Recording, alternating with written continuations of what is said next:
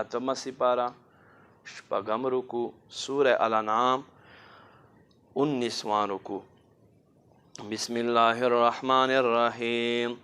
قل اے محبوبہ تو ورته فرمائے تعالی وراشے اتلو چې زه تلاوت کوم هغه څه حرم ربکم چې حرام کړي رب دستاسو علیکم په تاسو باندې الله تشرکو به شیئا هغه دا چې د سره به تاسو شریک نه ګرځوئ څه یو شی وبالوالدین احسانا او هغه دا چې مور او پلار سره به ښه کوئ. ولا تقتلوا اولادکم من املاق او تاسو خپل اولاد د مفلسی باعث ما قتل کوئ. نحن نرزقکم و ایاهم مونږ تاسو ته هم رزق درکو او دوی ته هم رزق ورکو.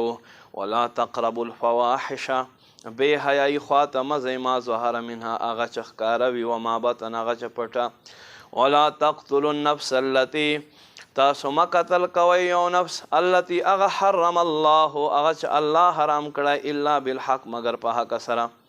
ذالکم داستاسو وصواکم به په دې سره الله حکم کوي لعلکم تعقلون لپاره تاسو عقل وال شئ.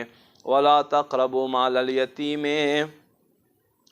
یتیم مال ته مه ورځئ الا بالتي هي احسن مگر په ښې طریقې سره حتی یبلغ اشوده تر دې چې دی پوره ځوانۍ ته ورسي. واوفوا الکیل والمیزان بالقسط او ناپ تول انصاف سره پوره کوئ. لا نکلف نفسا الا وسعها مونږ نه اچو په یو ځان باندې بوج مگر د مقدور برابر. واذا قلتم فعدلوا او هر کله چې تاسو خبره کوئ نو انصاف خبره کوئ ولو کان ذا قربا اگر چې تاسو رشتہ دار معامله وي. وبعهد الله اوفوا او الله عهد پورا کوئ. ذالکم وصواکم به په دې سره الله تاسو ته وصیت کوي لعلکم تذکرون لپاره د دې چې تاسو نصیحت ومنئ.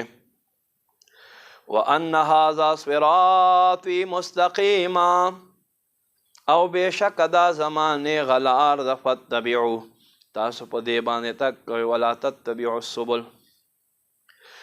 تتبعوا السبل او تاسو مختلف لارو باندې مزه فتفرق بكم عن سبیلی پس تاسو به جدا کوي د حق لار جدا وګرځوي د حق لارې نه. ذالکم وصواکم به په دې سره تاسو ته الله حکم فرمایي لعلکم تتقون لپاره دې چې تاسو پرهیزګاران شئ. ثم آتینا موسی الکتاب بیا مونږ راته وکړو موسی خواته په کتاب سره تماما علی الذین احسنوا وتفصیلا لپاره دا احسان پورا کول هغو خلکو باندې چې نیکو کار دی و تفصیلا لکل شیء او تفصیل هر یو شیز لره وهدی ورحمه او هدایت او رحمت لعلهم بلقاء ربهم یؤمنون لپاره د دې چې دا خلق د خپل رب په ملاو کې دو باندې ایمان راوړي.